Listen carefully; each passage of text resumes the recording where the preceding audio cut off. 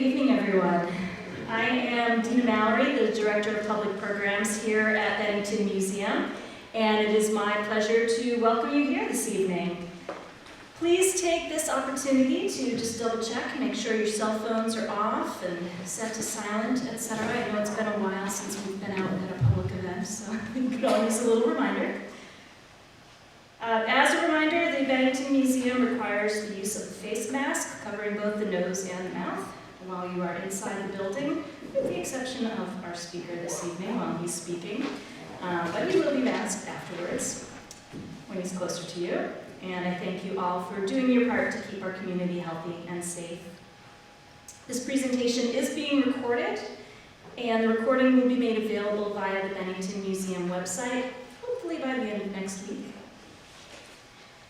Before we begin, I would like to acknowledge the director of the Robert Frost Stonehouse Museum and my friend, Erin McKenney.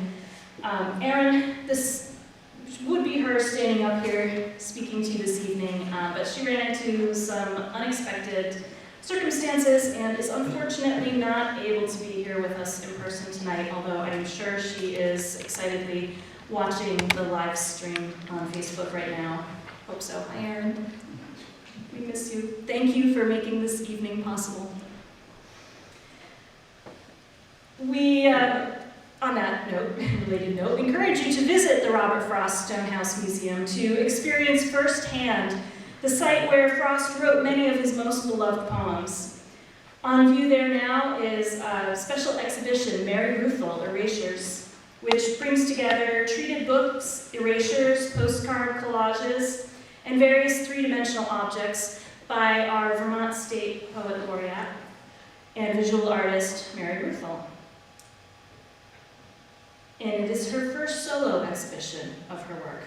Ruthel is a resident of Bennington County, as was Frost, and also the Vermont State Poet Laureate, as I mentioned, a position that Frost also held between the years 1961 and 1963. The exhibition features a special erasure homage to Frost's stopping by woods on a snowy evening. Of course, we also hope that you will return to this museum and see our companion exhibition, Robert Frost at Present in Vermont, which is on view now through November 7. And do come back when our museum store is open, 10 o'clock tomorrow morning, and explore our collection, our selection of Frost-related materials as well. Tonight we are honored to welcome David Orr to the Bennington Museum. This lecture is made possible by a grant to the Robert Frost Stonehouse Museum at Bennington College from the Vermont Humanities Council, and as part of a shared celebration with the Bennington Museum of the 100th anniversary of Frost's move to Bennington County, Shaftesbury, Vermont to be specific. David Orr is professor of poetry and the practice of criticism at Rutgers University and a longtime poetry critic for the New York Times Book Review, among other publications. His first book, Beautiful and Pointless, A Guide to Modern Poetry, was named one of the 20 best books of 2011 by the Chicago Tribune. His subsequent books have been covered in outlets ranging from the Wall Street Journal to NPR to the PBS NewsHour. He's the winner of the Nona, I meant to ask you how to pronounce it before. Nona Balakian Citation for Excellence in Reviewing from the National Book Critics Circle, and the Editor's Prize for Reviewing from Poetry Magazine. A native South Carolinian, David now lives in Princeton, New Jersey with his wife and daughter. In The Road Not Taken, Finding America in the poem everyone loves and almost everyone gets wrong, Orr explores one of Robert Frost's most beloved and most quoted poems with a fresh perspective. The New York Times Book Review describes the book as the best popular explanation to date of the most popular poem in American history. And the Boston Globe cites his reappraisal of this poem as turning what seems like a fork in the road into a site of limitless potential. We can't wait to hear him discuss Robert Frost and the road to poetry, and I know you'll look forward to meeting him individually after the program. He will be signing books that are for sale at the back table there. So please join me in welcoming David Orr.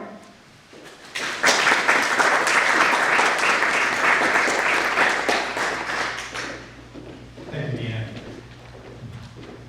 It's really nice to see everyone. I was thinking, the last time I was in Vermont to talk about Robert Frost was 2018, I think, in the before times. And as I was driving up here, retracing my steps, basically, I found myself thinking about everything that has changed, especially for those of us in New Jersey, but of course here in Vermont as well. And we all know what those things are, and I'm not going to go through the terrible, terrible, terrible litany.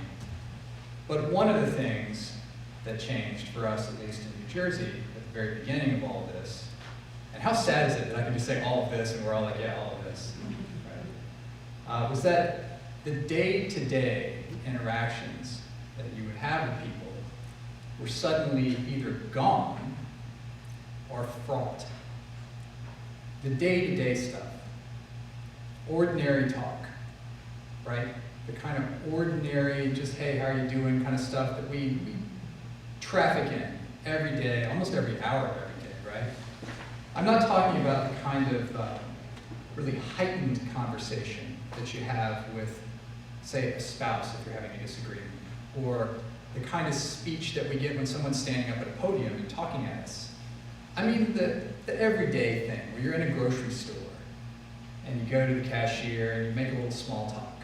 Or your neighbor's walking by and his name's Rick or maybe Steve, and he has the dog, and you're like, oh, it's the dog, that's cute. And you have a little small talk and you try to avoid letting him know that you don't exactly know his name.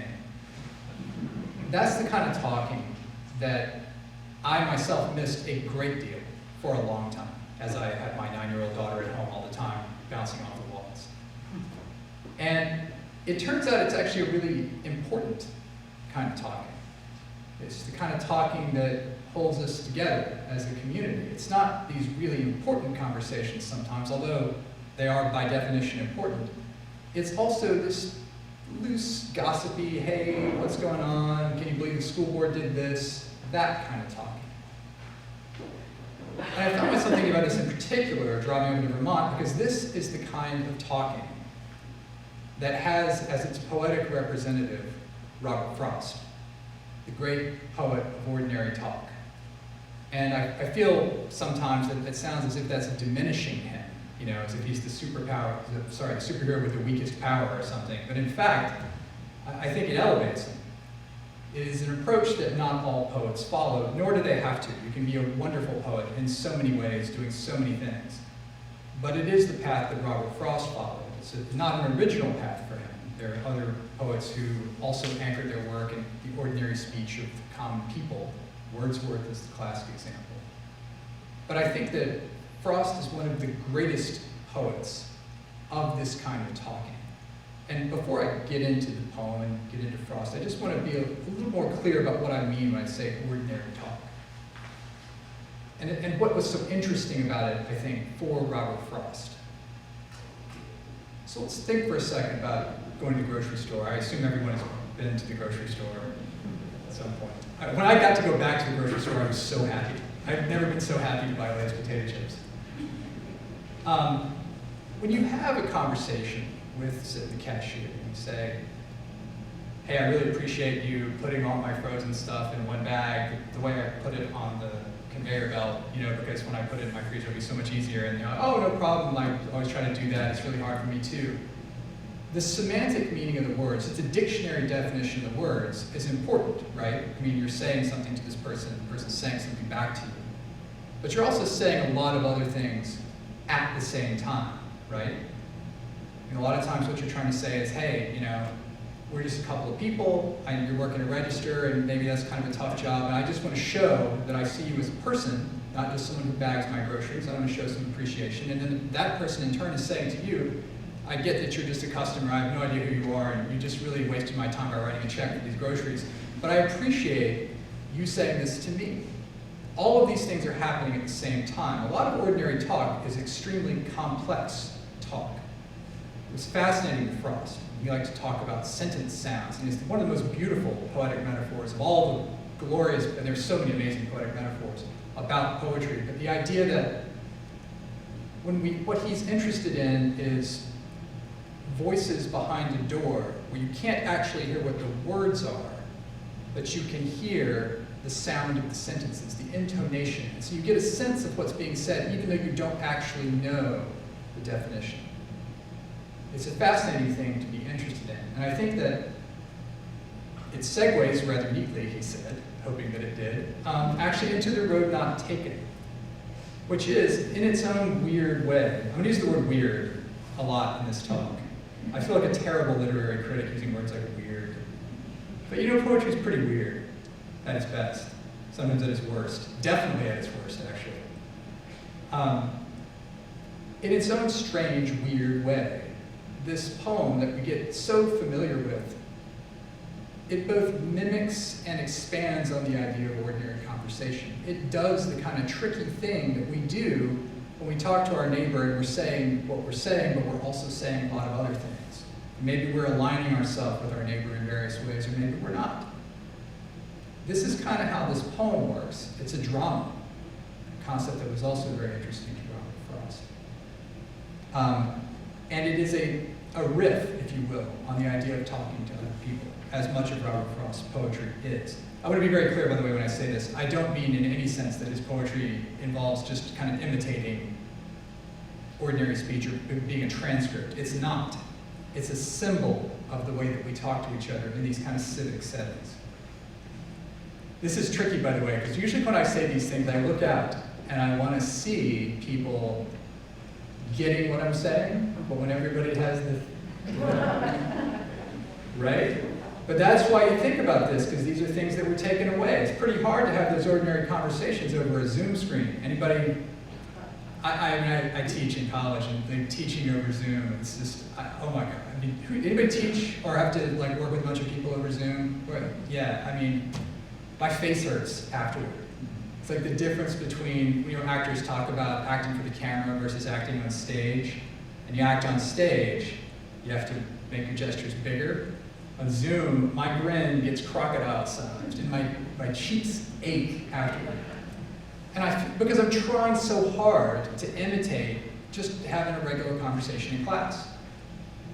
And similarly, I found out this semester I got to teach in person, and I was so excited because finally I could look at my students and interpret their body language, and then of course we all show up and we have these things in our faces, and I have to look at people's eyes. And now I'm deathly afraid that when this is all over, and it will be over at some point, I'm sure, I hope, he said, I'm afraid my eyes are going to be too animated for the rest of my face now. I have this strange cartoon existence. But that's the kind of thing that we miss. It's the kind of thing that Robert Frost shows us. He is really a good poet for this moment. This very strange, odd moment when so much of civic life feels a little disturbed. A great civic poet. And The Road Not Taken, in its own weird way, is a great civic poem that talks to a lot of the things that we think about all the time, about being a person and about making choices. So let's talk about it for a little bit. There are two things about The Road Not Taken that are extraordinary. There are a lot of things about The Road Not Taken that are interesting, a host of things. I know there's at least one Frost person here, so you know what I'm talking about. I apologize for the extent to which this talk will not be at the expert level. But there are two things that are extraordinary. And the first one's really, really, really easy. This poem is popular, right? Oh, I get nods. That's what I can't see people's faces. People actually, because it is indisputably popular, right? It's shockingly, shockingly popular. If you want to subject yourself to reading this book, you can see I go through all kinds of permutations to try to show exactly how popular this poem is. I want to just say a couple of things very quickly. One is, it's ubiquitous. You go anywhere, it pops up. People drop language from it all the time. Language from it appears, as far as I can tell, at least once a week in major periodicals all over the world. Language from this poem appears.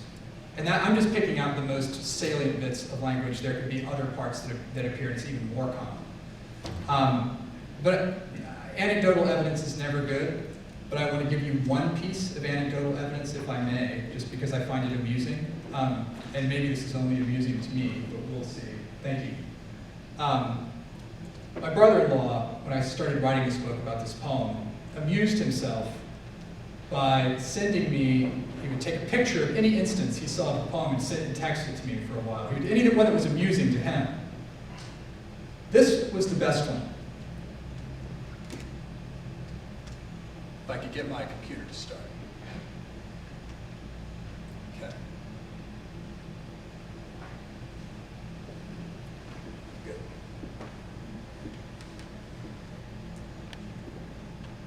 So that is what you think it is. A urinal, and someone has mounted the poem above the urinal.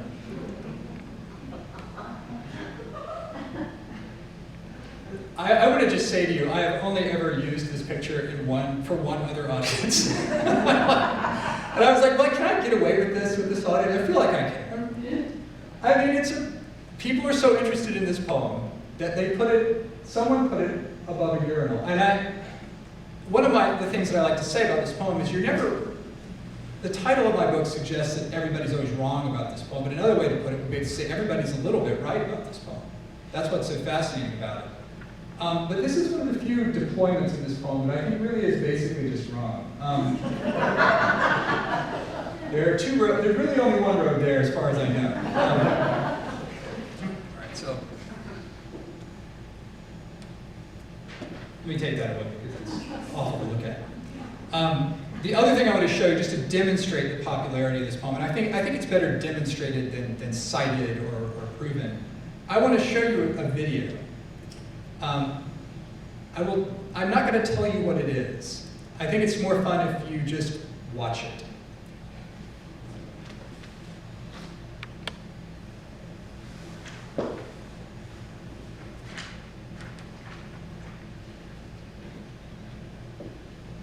Dear roads diverged in the I would. And sorry I could not travel both, and be one traveller. Long I stood, and looked down one as far as I could, to where it bent in the undergrowth. Then till the other is just as fair, and had perhaps the better claim, because it was grassy and wanted wear. Though as for that the passing there, it woman really about the same.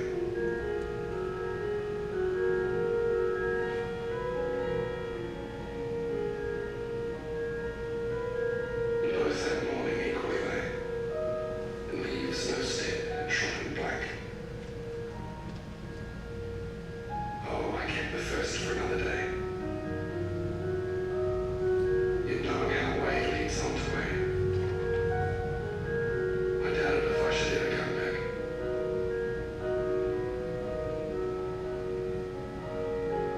I should have done this with a sigh, somewhere in ages and ages hence.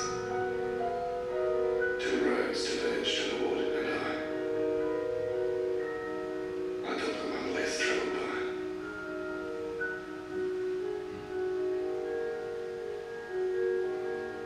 And that has made all the difference.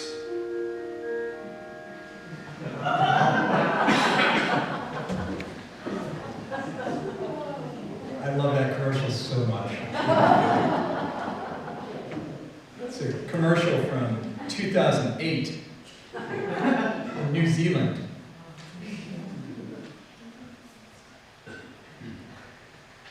What I usually say about this is the list of American poems that are over 100 years old, or I guess at the time it's only about 90-ish years old, that you can show in New Zealand without any attribution whatsoever and try to sell to tourists is pretty much just this poem.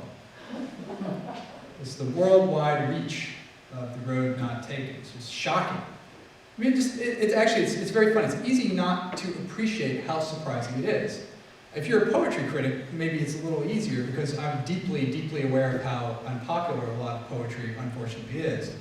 But if you're not, this poem has just become part of American culture and by extension part of world culture in a way that is astonishing.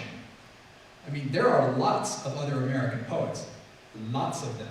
Many of them would, I mean, they would complain about it. Oh, I can't believe my poem's in a commercial.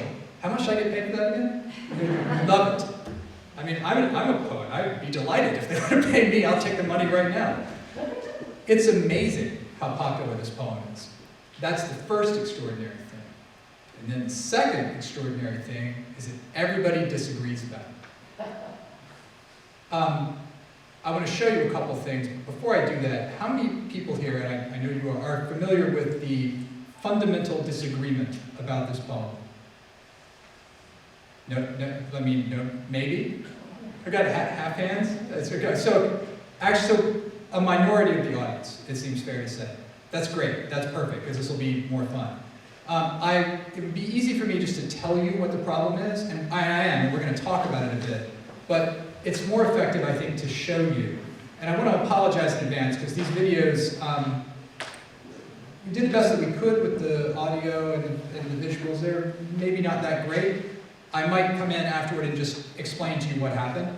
But the first video I want to show you is from the movie Dead Poets Society. Do people remember this movie?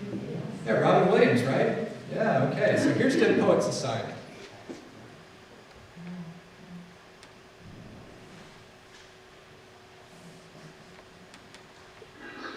I'm ready to say, gentlemen, just take a stroll.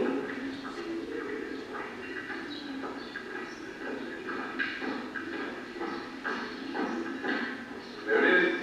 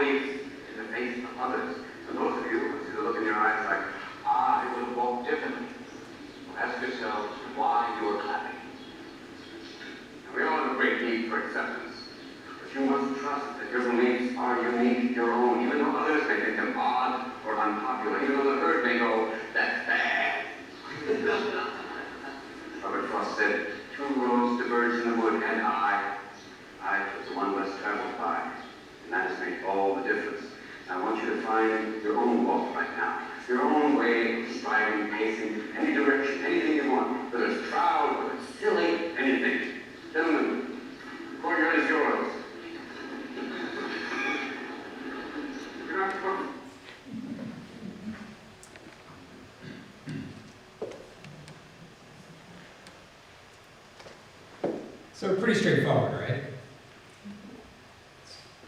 Bunch of prep school kids trapped in their conformist ways. The English teacher comes, with the liberating force of poetry, he frees them from their bonds. And he uses Robert Frost's old chestnut, The Road Not Taken, to do it, because we all know that what that poem means is that you take the less traveled road, and you're a nonconformist, and you do your own thing, and you don't follow the herd, and that's why it's on, like, everybody, you know, you do, like, I do a speech at graduation, that's the poem you quote, right? That's what we all know. There is another way to read this poem. I'm not going to say what it is, I'm just going to let you see it. I want to warn you in advance, the audio on this is not very good, especially at the beginning. It does clean up a bit. I'll try to summarize it afterward, because I know the audio is not great. People know the show Orange is the New Black from Netflix. This is a conversation among 3 prison inmates about the road not taken.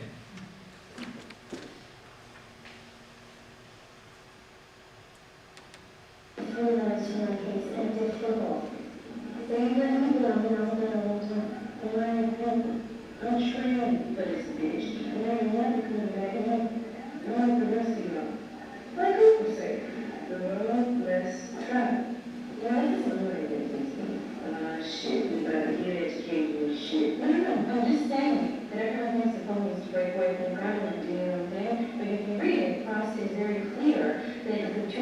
I was saying, you just choose one at random. And then there's one later at the dinner party, he's talking about it, and he's telling everybody which was the word described by it, he's lying. So the point of the poem is that everyone wants to look back and think that their choices matter, but in reality, shit just happens the way that it happens, and it does not mean anything. Probably kill her, and we're Susan. Years of watch.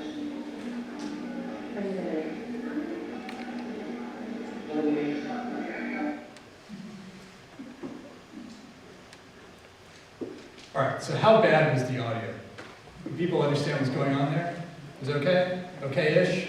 So, right, so the idea here is, that what she says is, people think this poem is about nonconformity, but in fact, the roads are the same. And what Frost is really saying is that this is all kind of a lie and our choices don't matter, but we think that they do.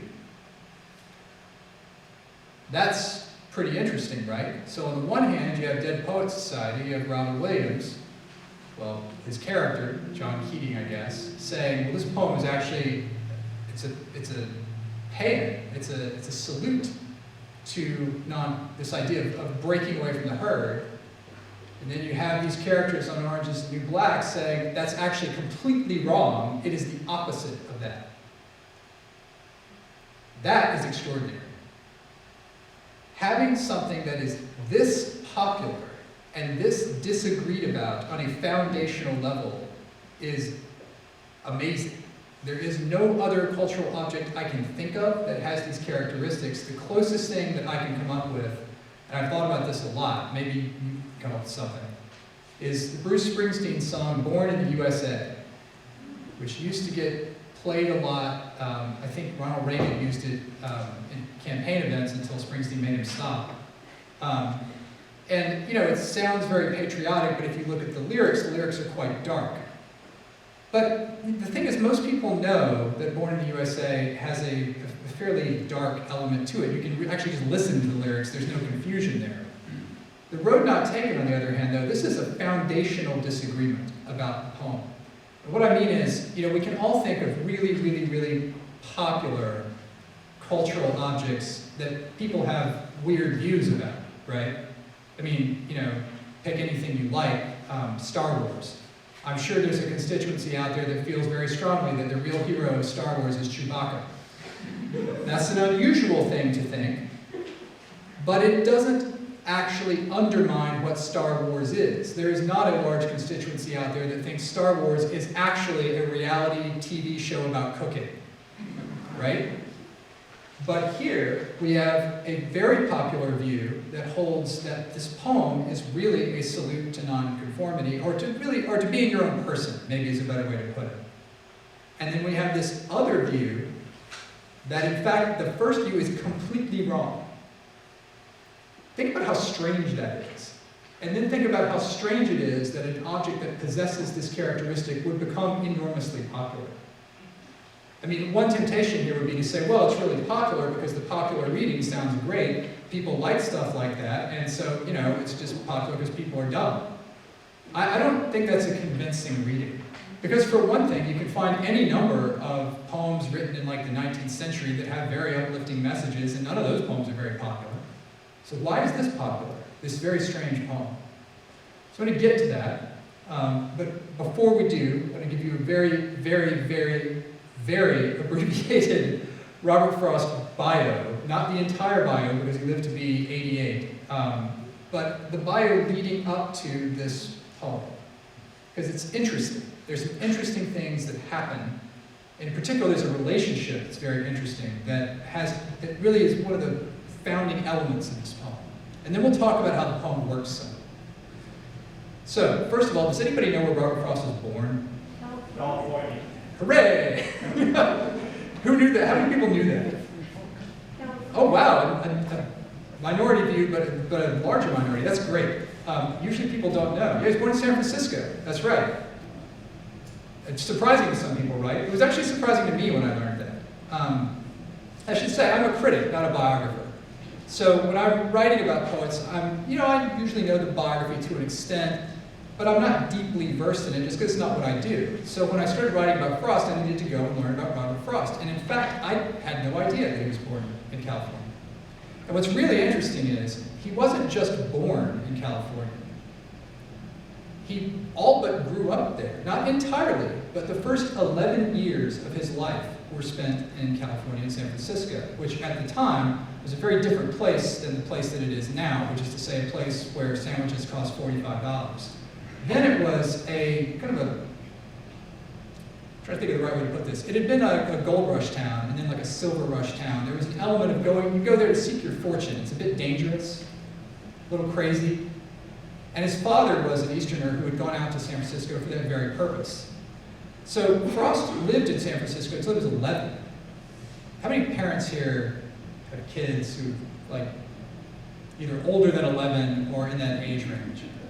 Anybody? Yeah, right. I mean, I got a 9-year-old. Look, those first 10 years, they aren't trivial. They're important. Your child forms a lot of their view of the world in those first 10 years, as you know.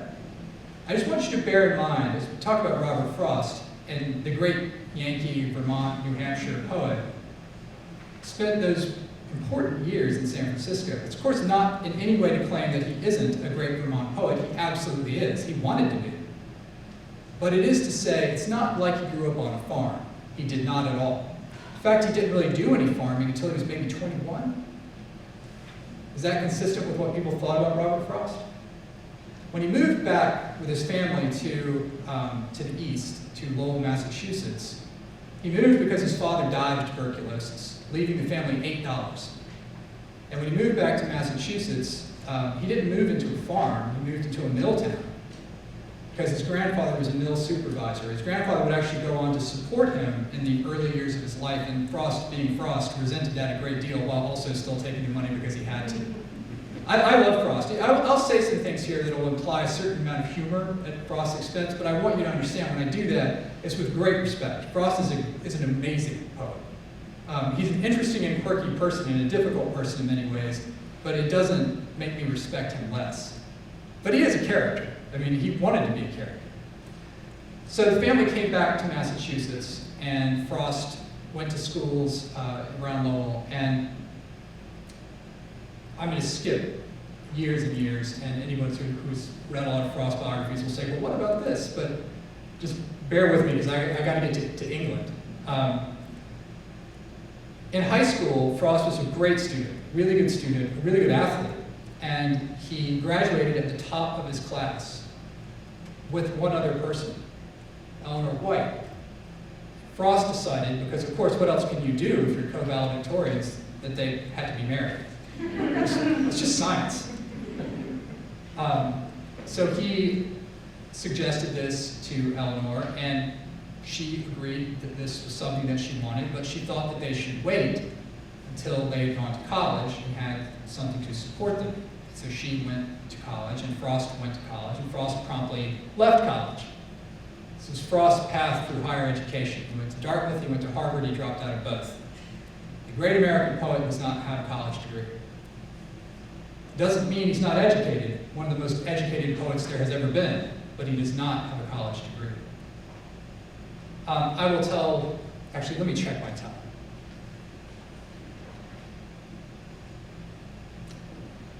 It's a little tight.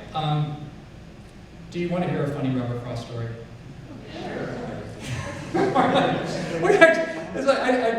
I hated myself as I said that. It's like, what's the end? Do you want to have something good? Would you like $5? So, this is the story I like to tell about Robert Frost. I like to tell it for two reasons. One is that it's funny and cheap laughs are good. The other is that it says something about Frost that I find very interesting in a non-funny way. It says something about Frost that I think people don't anticipate in some sense, but that is very important to Frost and to remember about Frost. So at one point, Frost is a somewhat jealous person, and he becomes convinced that Eleanor, who is still in college while he's sort of bumbling around in the background, is going to take up with another person. It's happened to a lot of us, I'm sure, and I assume most of us have dealt with that in these, well, maybe you haven't, but I assume most of us have dealt with that in a relatively sane way. You know, maybe you take the person aside and say, listen, I'm really concerned about this, could we have a talk about it? Or if you're worried about how you might say these things, you write them down, give them a letter, say, look, I'm concerned, could you read this letter? Maybe you bide your time and you just wait for it to blow over. That is not what Robert Frost does. Frost goes and has some of his very early poems printed up. I should say, and it almost goes without saying, but Frost started writing poetry in high school, and he has various career travails, but the whole time he writes poetry very diligently. When they were in college, he had some poems. He had written some poems. He was very proud of them. He has them printed up in a very fancy booklet. I think there were 6 poems in the booklet. It's gold embossed, pays a lot for it, puts a title on it. The title is Twilight, which is somewhat unfortunate given later uses of the title. And he takes this item to Eleanor and gives it to her, hoping for a certain response. If you put yourself in Frost's shoes, imagine the response you want. I guess what he was thinking is you give her the poems, she's like, these poems are amazing. That guy's out the window, it's you, Robert Frost. I mean, that's what I'd be hoping for.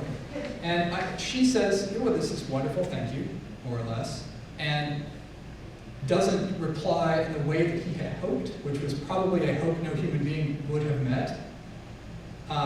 She doesn't say anything mean to him, I should stress. It's not that she rejects him or anything, or says, yes, I'm taking up with this other man. This is mostly in Frost's head. But she doesn't reply by falling on the ground and saying, you are the great bard of our time. And Frost is crushed, incredibly upset that this little booklet does not immediately have the effect he intended. So in that circumstance, again, you can think of things that you might do as a person. If you give this gift that means so much to you to another person, and they don't reply in quite the way you might have wanted, I mean, you might say, well, listen, you know, what I was really hoping for here, maybe I didn't do this right, and you have a conversation. Or you, again, if you don't trust the way you might say it, you write it down, you say, listen, let me try again, here's a letter, could you just read this? Or you back away and say, maybe that was a little much. Maybe I need to dial it down some. Frost does none of those things. Frost gets on a train and he goes to the North Carolina-Virginia border and he walks into a swamp. It's true. Right. All the Frost people are like, exactly, I know. And no one knows what was, nobody really understands this action. It's really fascinating to look at Frost biographers and their take on this move by Frost. Because it seems to come almost out of nowhere, and it's a very extravagant gesture. It is not the kind of gesture that we think about when we think about the popular image of Robert Frost. You know, I would imagine most of you, like me, when you think about Frost, you think of this middle-aged, very solid-looking guy wearing work pants, and he looks like he just got done doing something enticingly rural, you know, he probably baled some hay or whatever you do, he had an axe. This is not the kind of thing that guy does. This is the kind of thing that an incredibly fiery, passionate, intelligent, excruciatingly sensitive young poet does. Almost the opposite of what we would think Robert Frost might do. And later, of course, he would cultivate this image as a very salty, no-nonsense kind of guy. This is the root of Frost. This is before Frost learned to develop his own little mask that he would put over his face. Is this deep, dark, passionate intensity that you can easily find in his poems if you are willing to look. It's very attractive and very disturbing, actually. That's why I like to tell this story. It's funny, but bear it in mind. So, Eleanor and Frost eventually do get married, and they have a family, and then at this point they do some farming. Frost is a somewhat indifferent farmer. And there's disputes about how good a farmer he was, but they also have a number of personal tragedies. Their first son died. A number of things go wrong. I'm going to skip a number of years and just say Frost pursues these farming and various other, he teaches for a while, writing poetry the entire time and trying to get some traction with his poetry. It doesn't happen for him. A lot of Frost's early writing is actually in chicken magazines, chicken farming magazines, like Eastern Poultryman. It's got all the early Frost stuff, Eastern Poultryman. That's where the hot stuff was. At a certain point, Frost realizes he's not really getting anywhere, and he realizes he's got to do something. He's got to do something to make his literary career happen. At this point, Frost is in his late 30s. I just skipped a lot, right? But again, I want you to bear this in mind. How long it takes him to get any traction as a writer. He's older than 35. He's mostly a chicken farmer and a teacher. His writing has not gone anywhere in the United States except in these chicken magazines. And again, appreciate the circumstance and think what you might do. I think about what I might do. I'm not sure what I would do, honestly. It's a difficult situation. But I'm pretty sure that very few of us would do this. He gets a coin, one side is going to be Canada, and the other side is going to be England. And he flips it, and England comes up, and so they all move to England. They have several kids at this point, too. Don't have a lot of money. Trying to make it as a poet with his wife's support and his children, and they move to England. I mean, what a disastrous thing to do, you would think, right? I mean, you want to have a reputation as an American poet. You don't really know anybody. It's not like you have any connections in England, except maybe one or two people. And you're going to go to England and just kind of see if it happens there? It's ridiculous. And it totally works. Absolutely works. Works beyond the wildest dreams of any poet. Frost goes to England, and he, in relatively short order, manages to meet a couple people, and he gets a manuscript in the works, and he meets the expatriate American poets, among them Ezra Pound, with whom he would have a lifelong frenemy relationship. That is the perfect word for it, too. Frost always had contempt for Pound, but didn't mind using him for stuff, and Pound, as always, was kind of a jerk to everyone. It works. He gets a book published. He's going to have another book published. But the best thing that happens is he meets an English critic named Edward Thomas. Edward Thomas would later become a poet at Frost's urging, and a very fine poet, too. They become friends. That may not sound like a big deal, and we all got friends, but when you are a middle-aged poet, becoming friends with another writer is like two rose bushes becoming entangled. It's extremely awkward, and there's lots of pricking and thorns. It's a very tricky maneuver, but he and Thomas become genuine friends. And Thomas is hugely supportive of Frost and reviews his first book, I think at least twice, maybe 3 times. And Thomas is a wonderful critic and an excellent Frost critic. And it's actually amazing how good he is, because you have to remember Frost was nobody. So when Thomas is writing about him and writing about his work and picking up on these things like the use of the speaking voice, the touching of the speaking voice, the gesturing toward it, he's talking about a poet who's just an absolute nobody. And realizing how important he is. I mean, as I gotta say, I take my poet hat off and put my critic hat on. As a critic, you can't hope to ever do more than that. I mean, that would be the crowning achievement of a career, to find like a really great, one of the truly great poets and be one of the early sponsors and get it right. I mean, how satisfying. But the two of them become friends. Frost urges Thomas to take up poetry, which he does, and has some success with it. And Thomas writes about Frost, and they walk in the woods a lot. They walk around, because Frost is actually really skilled botanist, actually, and they both enjoy nature. They walk around, they have talks about poetry, they talk about their friendship, they talk about the trees, they walk around and they walk around. And the reason I mention this is because after Frost leaves England, right before World War I, with the German U-boats coming toward the English coast, he barely gets out, Frost sends Thomas a poem. It is the poem we will come to call The Road Not Taken. But it is titled Two Roads. That's the first title of this poem. And that's actually important for reasons that we'll talk about in just a second. And he just sends it to Thomas with no accompanying text, just the poem. And it's actually great, because when you look at like Frost's letters, there's just this poem. It's like this date, here's the poem. And Thomas is totally confused. He doesn't know what to make of it. And there's a fascinating series of letters back and forth between the two of them. And it is 6 letters between the two of them until Thomas kind of gets the poem.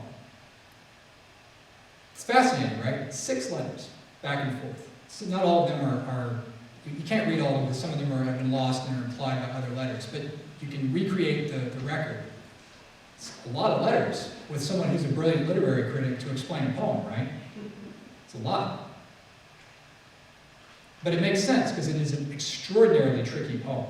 So one of the things I want to note before we talk about the poem itself, and I want to jump to that in just a second here, is Frost always claimed that this poem was about Edward Thomas, or had to do with Edward Thomas in some way or another. And what he would say is when we would go on these walks, which is why I mentioned them, Thomas would kind of dither about which path to take. And Thomas was, as it were, the native guide. I mean, he was an Englishman.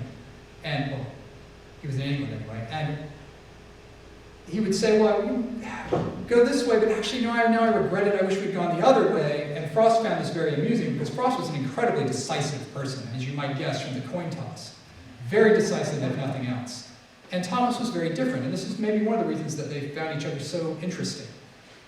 But Frost thought that the poem, in some sense, was either about or related to or had to do with Thomas, and he thought Thomas would see that and find it funny, and of course he did not. He thought the poem was about Frost, like everybody else does, right?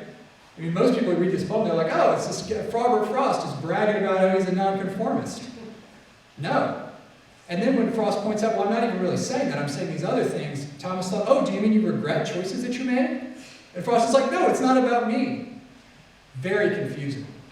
So let's talk for a second, a few minutes anyway, about the confusion in this poem. What I'm going to say is that it's very tempting with this poem to say there's a reading that's right and there's a reading that's wrong. I don't think that's the best way to look at this poem. This is a poem that makes a stage. And then it puts on that stage different readings. And then sometimes one will recede and one will come to the fore. And then the reverse will happen. And it moves back and forth. And a great way to think about this poem is as a little drama about ideas that we have about choosing and about being a person who makes choices. If Frost wanted to write a poem in which he just said, hey, you gotta be a brave striver, you don't let people tell you what to do, fight the crowd. If he wanted to write that poem, he easily could have. He was very smart and an excellent satirist. But he didn't. You know, there's a lot of ways you could write this poem to make it very straightforward, to make it very clear that that's what you're saying. I actually, for what it's worth, if you're interested in the book, I rewrite the poem a couple different ways just to show how you could do it. It's very easy. I mean, I'm not saying that these rewritings, they're not good, but they're clear. And Frost, when he wanted to be, could be clear. He likes the poem the way it is. He wanted this poem to be confusing, even though it drove him crazy sometimes that people were confused by it. But I think it really helps to think of it as a kind of drama, as a kind of thing in which this reading that you hear Dead Poets Society is pretty clearly not exactly right. But there's something in the poem that kind of pushes us toward wanting that reading to be right. And then the other reading, to say that this poem is actually talking about how choice is an illusion, there's clearly elements of that are right. But you can make that point more easily too. You could rewrite this poem to make it very clear that the choices made no difference and it was just all an illusion and the whole thing is just a black humor at the expense of fools. It'd be very easy to do that, but he doesn't. So I'm going to talk about 4 things that happen in this poem. I think of them as oddities, peculiarities, things that don't have to be there but are. And they're things that steer us away from these straightforward readings. I just realized, where's the poem? The first is just the title. Remember, it was 2 roads, and he changed it. Now, Frost is one of these poets who likes a real straightforward title, and I'm a huge fan of that. I myself really prefer them. If I got a poem with a rabbit in it, the poem's called Rabbit. If Robert Frost has a poem that's got birch trees in it, it's called Birches. It's great. I love it. But this poem was called 2 Roads. It's got 2 roads in it, but then he changed it. The road not taken. How many people thought this poem was called The Road Less Traveled? Everyone's like, thank you for your honesty. Thank you. You're absolutely not alone. In fact, there are so many instances of really good critics calling this poem The Road Less Traveled, like a slip, like they slip up and do it. Because you want to call it that, but it's not what it's called. And the title is very strange when you think about it, right? It's The Road Not Taken. Well, how's that last stanza go? We all have copies here. I should be telling this with a sigh. Somewhere ages and ages hence, 2 roads diverged in a wood, and I took the one less traveled by. But the poem's road not taken. So wait, are we now talking about the other road? Or are we talking about, we're saying the road not taken is the road that he took because it's the road the other people didn't take, the conformists or whatever they are, any of the people wandering around in the woods anyway. Who's doing the taking and what road is being picked? This is something many critics have noticed over the years. It's you can't resolve it. It's actually hard to say what's going on here. And this is, I want to emphasize again, this is a choice that Frost made when he has available to him the title 2 roads and the road less traveled. This is the road not taken. It puts you in this undecidable position. How about this next little bit here, first stanza? 2 roads diverged in a yellow wood. Sorry I could not travel both, and be one traveler long I see how I read that and y'all are just like, oh yeah. Couldn't travel both and be one traveler. Let's talk about that for a second. Sorry I could not travel both and be one traveler. It's an odd thing to say, isn't it? I was sorry I couldn't go to Paris or to Milan and be one traveler. I mean, wouldn't you be sorry that you couldn't go to both places? Wouldn't you be interested in the destination more than the fact that you couldn't reach the destination while simultaneously being the same person? You see how strange it is to say? Because you could easily do this, right? You could say, 2 roads diverged in a yellow wood, and sorry I could not travel both to where they ended. Couldn't you? I'm not saying that's good. I'm not making claims for it. I'm just saying, couldn't you do it? I mean, or something more elegant if you prefer, but it's Frost. He could, if he wanted to say, I'm really sorry I couldn't travel both and find out where the 2 roads go, I think we should stipulate he could probably have figured out a nice way to do that. But it's not what he says. Sorry I could not travel both and be one traveler. Some interesting suggestions here. One of the suggestions for sure that critics have noted over the years that I think is a good one is there's a bit of an idea here that when you do something, it changes you. Because he could always come back, couldn't he? I mean, I understand the poem is a metaphor and everything, but it is set in a literal way, and Frost clearly has a literal framework he wants to work with here. It's a forest, there's roads, there's a person. We're not intended to think the person is different from other people. So surely he could come back and take the other road, right? But this says he can't. I could not travel both and be one traveler. If I take this road, it changes me so that when I return, I'm actually a different person. It's interesting, right? Little line just flows right off the tongue. You don't even think about it. You saw the guys read it on the commercial like it's nothing. It's not nothing. It's very interesting. It's extremely peculiar, right? Let's see how we're doing on time. Let's see how much I can drill into a poem for you. We're okay. There's also actually a couple of other suggestions there. One, I should add at this point, my wife has an idea about this, and it's very clever, but I should say that she is a philosopher. Let me warn you. But I actually really like her argument. It's very interesting, and it goes to the center of what this poem is doing in some ways. Sorry I could not travel both and be one traveler implies that there is, let's imagine, for instance, as a thought experiment, that you could take your brain, you could separate it into the 2 hemispheres, send one hemisphere down one path and one hemisphere down the other path. This poem is saying if you did that, somehow there's not one thing. The one thing that you were has been split. You can't be, there's some undividable core of you that has been divided so there's no longer a you. So there's a bit of an argument in favor of an indivisible self here too. It's interesting. There's an argument against it, which is that if you go somewhere, it changes you, but then there's an argument for it, which is that even if you could somehow divide yourself and make yourself into 2 versions, it's not the same thing. It's interesting, right? Do you see how he doesn't have to do this? It's so easy to underestimate Robert Frost. He loved to, can I get enough love there to be underestimated? It was his favorite thing. So much. He would say, I like to have formulae that don't formulate, that look like they formulate, but they don't. When he does things like this, he needs to do them. I don't know that in the act of writing he meant to do it, blah, blah, blah, but I know that he looked at this poem and said, yeah, this is good and this is staying. All right, let's talk about the two paths just for a second. So let's talk about the Orange is the New Black. This is the genesis of the reading, that the poem is actually a fairly dark parable. So look, then took the other as just as fair, and having perhaps the better claim, because it was grassy and wanted wear, so it's less traveled, though as for that the passing there had warned them really about the same. And both that morning equally lay, and leaves no step had trodden black. So actually the paths, the wear on the paths is the same, right? That's given to us as basically a fact. So this is the fact that supports the second reading, the idea that when this person, the speaker of the poem, thinks that he's making this important choice, actually he's just kind of ginned up a false choice that doesn't really amount to a choice. They're basically the same. But what this does is it steers us away from what is being used to differentiate them. You know, when we read this poem, doesn't it seem like what he's saying is one path is more difficult than the other?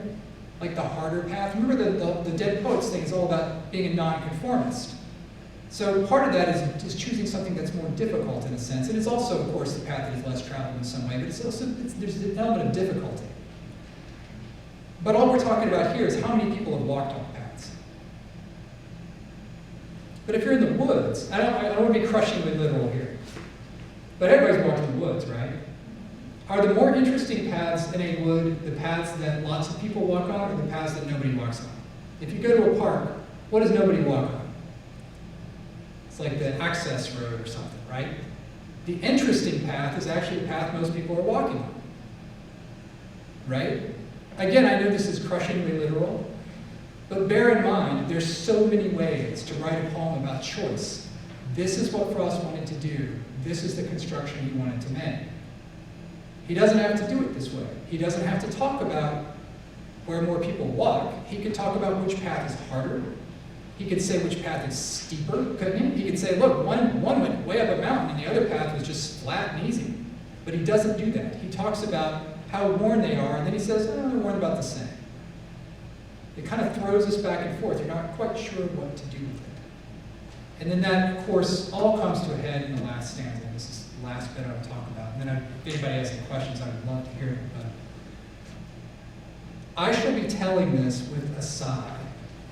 Somewhere ages and ages hence, two roads diverged in a wood, and I, and then he repeats the I took the one less traveled by, and that has made all the difference. So many odd things going on there. Frost used to say that the word sigh was absolutely saving. No one knows what he meant. No one is sure. He would never really explain what that was supposed to mean. You can speculate. He may have been lying. Frost loved to lie about his writing. I mean, he did. You know, you have to be honest about Frost. Like he liked being seen as a figure of mystery. He was a figure of mystery. I have no problem with it. I think it's fun. A poet's an entertainer. If you can't entertain, what are you doing? But look at this very odd stanza. What people often say is, you know, the speaker of the poem is actually saying, from the present day, I took this road and it's made all the difference. But that's not what happens, right? The speaker's actually imagining something that's going to happen in the future. But it hasn't happened. He's saying, I will do this. We don't know if he's really going to do it or not. It's also interesting to think about what this makes us think of the speaker, right? Because one of the problems with the very popular reading of this poem is this sort of salute to individuality and being a tough American who doesn't take any nonsense from people. One of the problems is you sound like a bit of a jerk, right? I mean, I took the one less traveled by. You schmucks probably took the other one, but it's a little annoying, isn't it? But that's not what happens. He's saying, I will do this in the future.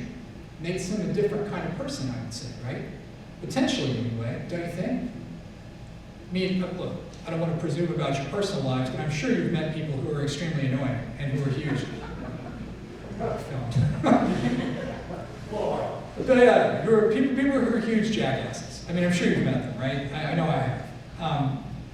Do those people who are incredibly annoying, self-important jackasses, we really descended here, I showed you a urinal in there.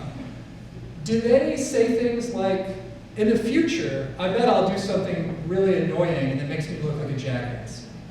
Or do they say, in the future, I will probably be every bit as awesome as I am right now? Right, they do the second, don't they? What kind of person says, in the future, I bet I'll do something that makes me look like a boaster? I bet I'll do that. I bet I'll tell this story and try to make myself look important. I'll probably do that. I'll probably be so irritating, and I'll be claiming I did this, but I know I didn't. Who does that? Very different sort of person, more interesting sort of person, a more tentative sort of person, a person maybe a bit more like Edward Thomas.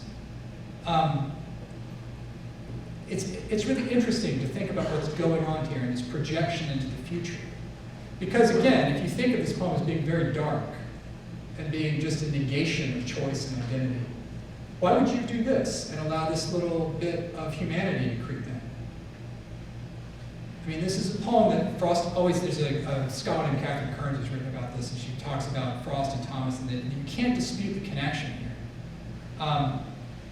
To me, that feels right. I mean, what I feel in this last stanza is that connection possibly to his very good friend Edward Thomas. It's interesting, and it's not what you expect. I think all these things make this poem better, not worse. I think that the instability of the poem is more interesting, not less. I also think if you thought the poem was the Dead Poets Society version, I think that's perfectly fine. It's not quite right, but it's also not, there's an element of it in here. I mean, don't you want to say that at the end of this poem? It made all the difference. That line arrives with such finality. You know, think of popular music when you have a mismatch between the music and the lyrics. That happens a lot. There's a little bit of that happening here. There's this song called, oh my, do you remember Hey Ah? That's a funny song back then. If the lyrics are dark, right? There's something that's happening like that in this poem. It's interesting, and also, to bring this to a close anyway, and bring it full circle in a sense, it's the kind of thing that we do when we talk to people, and we mean so many things at the same time. And there's that little drama that happens in our daily lives as we have exchanges with people. And we mean, hey, how are you doing? And we also mean, you don't look good, it's not going well. And we also mean, I've had an extremely difficult day, I know we don't know each other well, can you possibly comfort me? We're saying all these things at the same time. And that's what I think this poem does, and that's why I think it is, if not the greatest American poem, it is certainly one of the most interesting to read. Thank you for your time.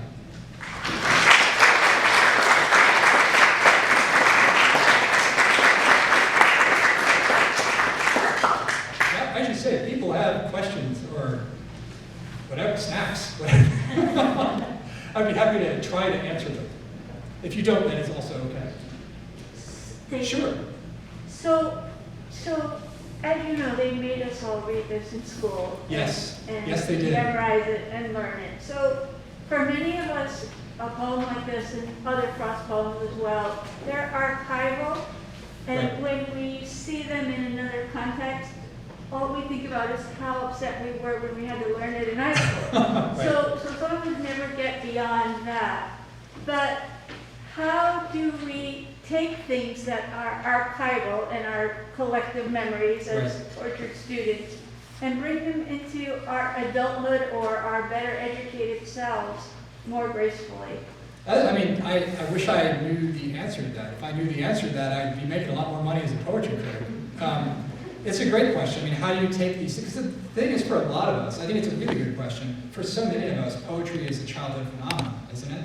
I mean, I say this with some confidence now because I've got a 9-year-old. You know, when you're a little kid, poetry's great, you know? Poems about spaghetti, it's really funny. It's just nothing but pleasure. And then you get into adolescence, and of course now we have a little genre of YA poetry, which is fun. And then you get into adulthood, and it just sort of falls away. And it's sad that it does. I mean, part of it is because poetry is this oral phenomenon. You hear it, and it's the sound of it that's so much fun. And of course, as responsible adults, we don't get to have fun like that. You know, little silly noises aren't funny to us, we say. Maybe they kind of are, I don't know. But they are to me. But then again, I'm a poetry critic. I get to be ridiculous. I don't know the answer. I wish that more people. Honestly, we really restrict talking about and learning about poetry to school. It would be great if I mean, one of the things that happens is we leave college and everything goes out the door and we do our careers. I mean, it would be great if there was an army of poetry critics to have fun poetry discussions, you know, after everybody's done with work, but it's not going to happen in my lifetime, alas. That's a great, again, I wish I knew the answer, but it's a good question. Yeah, because in a way I almost feel like, gee, it's too bad I was tortured with poems like this in high school, because coming to this fresh as an adult, I might have liked it a lot. It's great. I mean, I love this poem. I wrote a whole book on it, and I'm still not bored with it. I think it's amazing. You know, it's a wonderful, wonderful poem. It's so mysterious. It means so much. It means so much. You drive yourself crazy trying to figure out all the various permutations of it. But it was wasted on me as a child. You know, the one that's not wasted is Stopping by Woods in a Snowy Evening, which kids love and adults love, and is different. He's doing a different thing in that poem, although those are the great twinned Frost poems. They're kind of, Frost can do a lot. I mean, he's a wonderful, wonderful writer. And he has this mode of kind of naughty complexity that you see in The Road Not Taken. Naughty complexity made to seem very easy. And then he has this mode where it's just like the poem arrived out of the collective unconscious, you know, like Stopping by Woods in a Snowy Evening. He traffics in archetypes better than any writer I can think of. Oh, way in the back. I just want to make a idea that being one traveler might be a sense of yearning for unity, particularly with his friend or for a different type of community. And at the end, comes almost rueful for a realization that perhaps that unity still exists in some ways, but perhaps that unity is lost. And I also wondered at the end of the Ford commercial, it seems to me that the hitchhiker looks into the front passenger seat and sees himself, so that they both went on the same, they both take different roads, but actually. You were paying attention. Yeah, right? No, I think I absolutely agree with what you said to start. It's a great point. Absolutely, I think that's there. And I think that what's really interesting, you know, I love that you said that about the commercial, because it helps to make a point I was really hoping to make, and it makes it a lot better than I was going to make it, which is that, you know, with poems like this, they're so tricky in a way. We think, well, how could you get that? One of the reasons I think this poem is so popular actually is the oddities. Because if you smooth this poem out, it's just way less interesting. And I think people pick up, I think all of us actually pick up on these peculiarities, and it's what makes the poem attractive. And some support for that is the fact that this commercial, which of course is put together by a bunch of ad guys, who I don't think were like, you know what we need to do? I don't even care about Ford, I just want to see a poem on television. I mean, believe me, they cared about Ford. But they saw in the poem that idea of doubling back on yourself. And in fact, one of the inspirations for this poem is recounted in a letter by Frost. And he talks, Susan Hayes Ward, I think, is the person who wrote the letter to, you may correct me if I'm wrong. And he talks about an experience of walking down a road and seeing another person coming toward him and feeling as if they were doubles of each other. And then he says, I felt like I might absorb him and almost have extra energy on the walk home. It's a really weird letter. But it's fascinating, and it's clearly connected to this poem. Most critics think, and I absolutely agree. And you see them doing that in the commercial, and I guarantee you they didn't read that letter or know anything about it. They see it in the poem, right? We see these things. We don't always know that we see them, but we see them. It's a great question. Thank you. Anybody else? I just want to point out that the last verse, the first two lines are looking to the future, but the last three lines are talking about something in the past. So he's playing around with time. Absolutely. Totally. And he does it very effectively. Absolutely. Confusingly on purpose. Right, exactly. Exactly. But it is a time thing. It's a time thing, absolutely. It's a shift, and it's just great. And you can think about ways he could have made it really much easier, but he doesn't.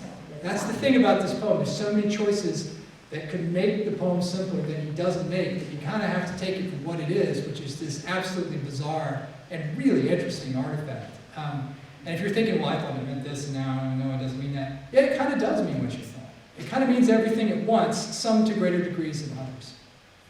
Questions? Are we Ah, okay, Dina. This is a question from someone watching on the live feed. Oh, no. She asks, do you think that Robert Frost was a risk taker? Oh my gosh, yes. Yes, absolutely.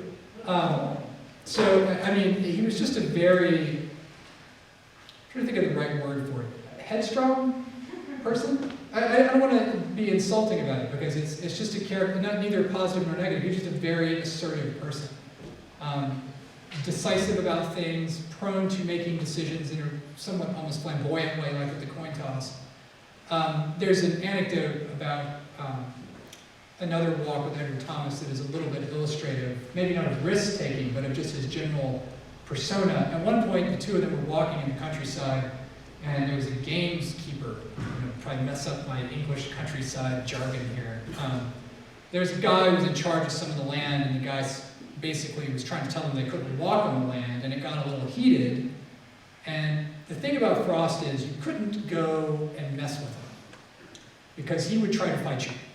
And so Frost got into it with this gameskeeper, not physically, but he was prepared to. He was like, he started yelling at the guy, and Thomas was like, we don't need any trouble here, let's just back away, let's be rational.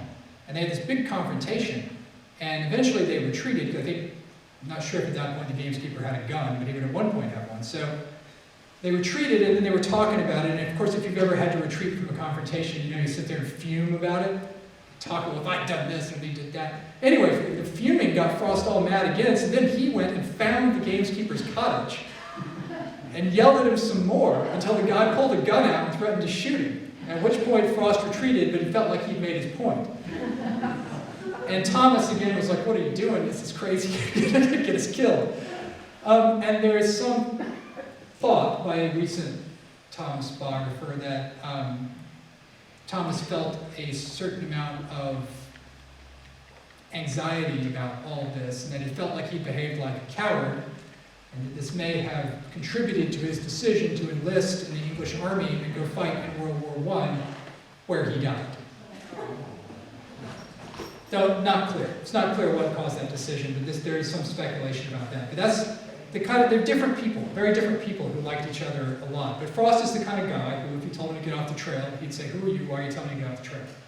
Right? That's just who he was. Other questions? Great. It has been so... Oh, do you have one? Thank you so much. It's really good to see you.